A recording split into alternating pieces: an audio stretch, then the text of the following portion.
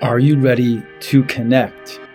This is the Empowered Connection podcast, where we empower our listeners to connect more fully to themselves, to each other, and to something greater. We do this with the help of myself and special guests, including healers, coaches, artists, seekers, and those on a healing journey of self-growth. Welcome.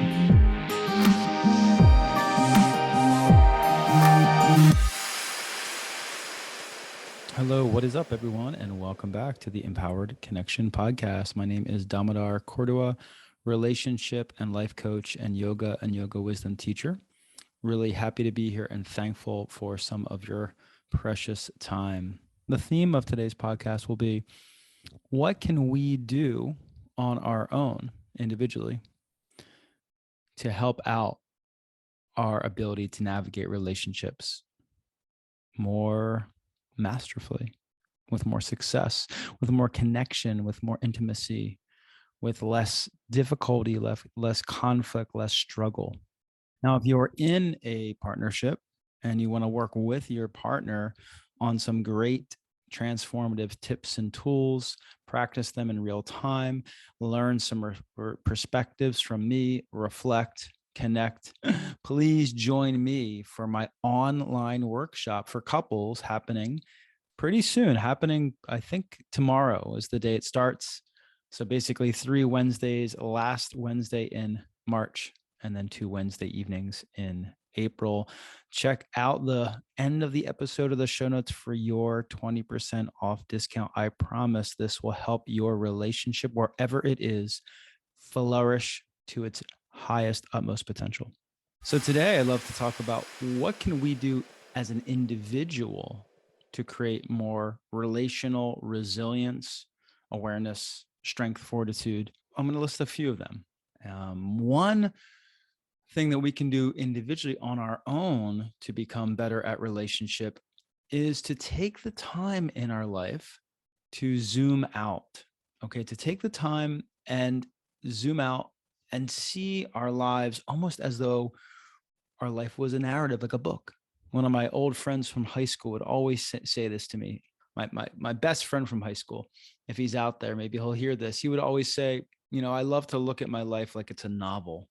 Okay, so if you're reading a novel, you see that the suffering, the difficulties, the ups and downs of the novel are not for no reason, at least usually, unless it's some sort of postmodern novel. They're not random. They are there to show us as the reader character development, progress, self-growth, maybe even self-realization if it's a more spiritually bent book, so that we get a feeling that, okay, there's a moving forward or a revelation, at least, right? One or the other. And there's healing happening here. There's empowerment happening here. That's what we want to see in our own life, that we can take the time to zoom out and say, okay, where am I at? Where have I been?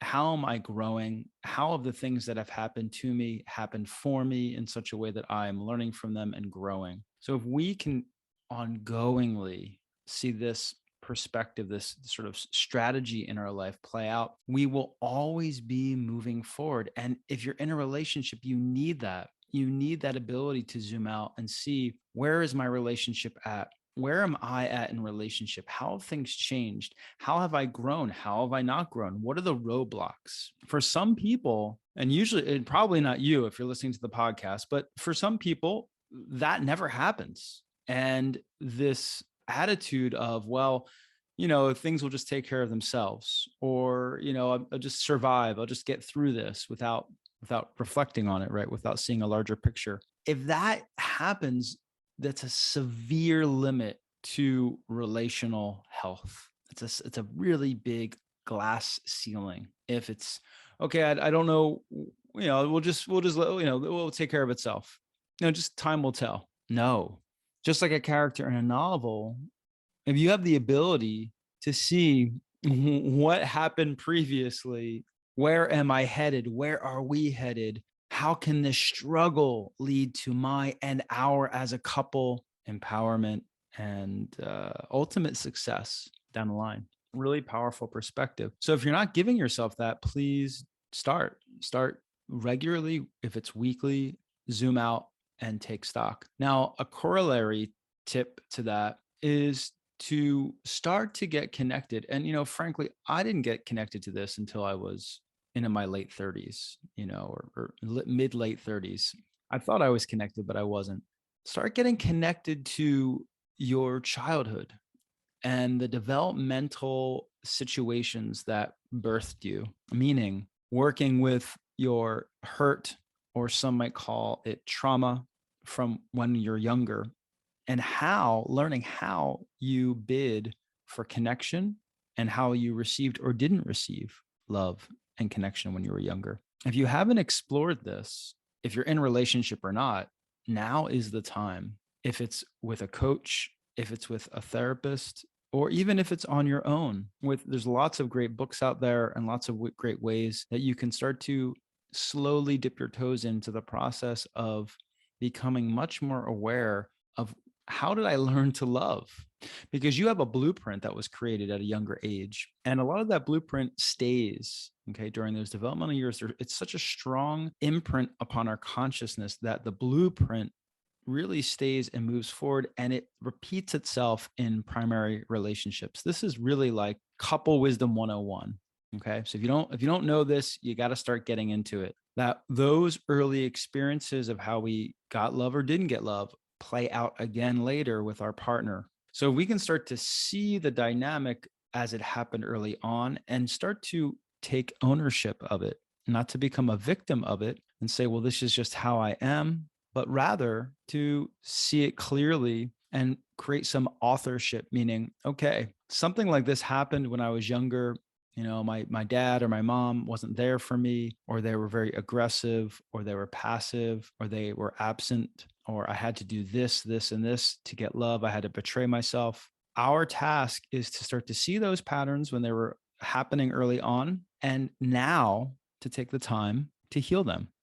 This is really important. There's lots of great meditations that I teach if you'd like to reach out for a coaching call that can really be beneficial for you to create a relationship with this developmental time in your life, your inner child, right? Those core wounds or hurts, and start to love them and heal them. And then you can take all that information and bring it into your current relationship or future relationship, so that you have more information as to why you unconsciously react this way to when your partner does this, or why you have this habit of bidding for connection by doing this. Instead of you being blind by it, you can start to have a lot more awareness, and you can collaborate with your partner once you start to understand more of these key aspects of your relational blueprint.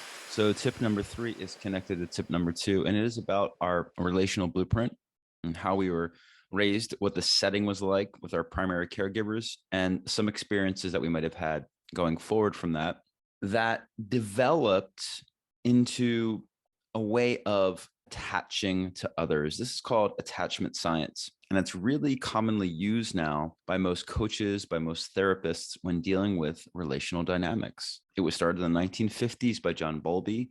And now there's lots of great theorists and writers on it that you can learn from by reading lots of books. Or to go even deeper, you can book a call with me and we can explore some of your attachment style. So attachment style, what is that? Generally, there is 3 ways that within which we attach to others. And there are also some sub styles, which we won't get into in this episode. The 3 ways, one of my teachers labels them as the island, the wave, and the anchor. These are like metaphors. Another way of putting that would be the avoidant, the anxious, and the secure. So the avoidant style is when people equate intimacy with a little bit of a loss of independence, and they have a difficulty with closeness. They tend to minimize it. And usually those are people that at some point in their upbringing, in their developmental years, or later on in their relational journey, they found a lot of solace and, frankly, survival by maintaining independence, by soothing themselves. Maybe their parents weren't there for them. Maybe their parents were avoidant. So they developed a style within which to adapt, and they bring that style into their relationships. Style 2, the wave, is the anxious or anxious avoidant, it's sometimes called.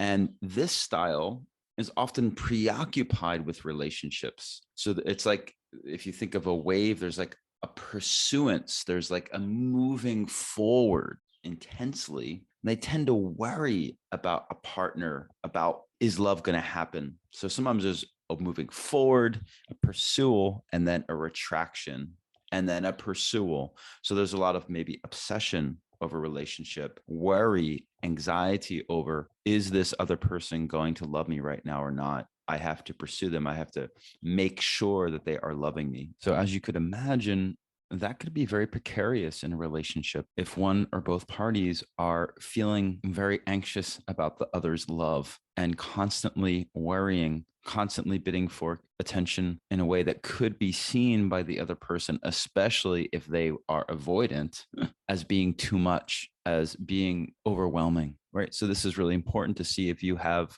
some of those characteristics, if that's part of your attachment style. And then the third that we'll talk about today briefly is those who are securely attached. And these people, generally speaking, because there are, of course, variations, and we all might be subtle combinations of these three. We might have various aspects, especially when we're in different types of relationship. But the securely attached have had a relational upbringing where generally they felt like they could be loved securely with stability. So they developed a general sense of confidence with intimacy, with being loving, with feeling both connected to someone and supported as an individual. And even if we weren't given that blueprint, like most of us out there, if you take a moment and think about your upbringing, your childhood, I know for myself, wasn't always so secure.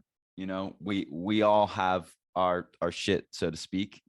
And these attachment styles are just a good lens within which to see them more clearly. But even if we didn't have a secure upbringing, we can decide to learn how to develop more practices and perspectives to nurture that within us. So that's the super exciting part, is that if you feel like you, in hearing this episode, are a little bit more anxious, you're a little bit more avoidant, or maybe you're secure, which is wonderful, or more secure, you can still start to shift your attachment style with work, with practice, with effort. Very exciting. So if you're looking to do that and you're single and you're saying to yourself, I want to get more attuned to these attachment styles. I want to get more attuned to my relational blueprint and what my family system was like.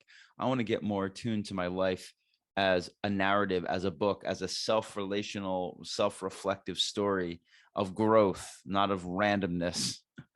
Then reach out, connect with me, and we can go deeper into your journey. If you're looking for more tools as an individual to go deeper into your relational capacity and growth, check out Empowered Connection podcast episodes 3, 5, and 7 for wonderful strategies and tools to create happier, healthier, more successful, and more connected relationships. And as a Empowered Connection practice tip or tool, I would love for you to listen back to each tip that I just gave and decide, how can you bring a little bit of each into your life? How can I start to become more reflective about the history of myself, about my life as a book? Things aren't happening to me, but things are happening for me, that there is a progression, that there is a revelation, that there is healing happening, right? That there is a novel and the character develops in some way, becomes better, learns.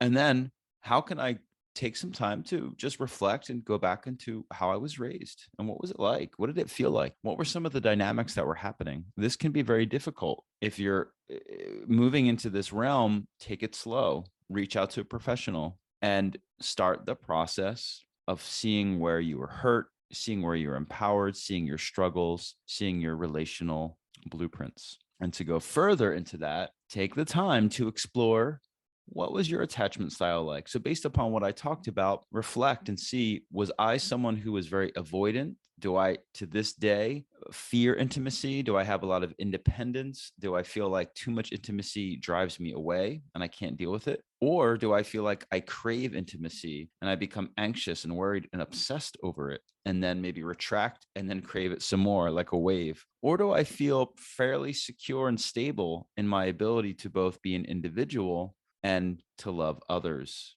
So reflect a little bit. Also, reach out at any time and connect, and I can be of any help and assistance and service to you and your journey in this beautiful, beautiful lifetime of learning more about ourselves and more about how we do relationships.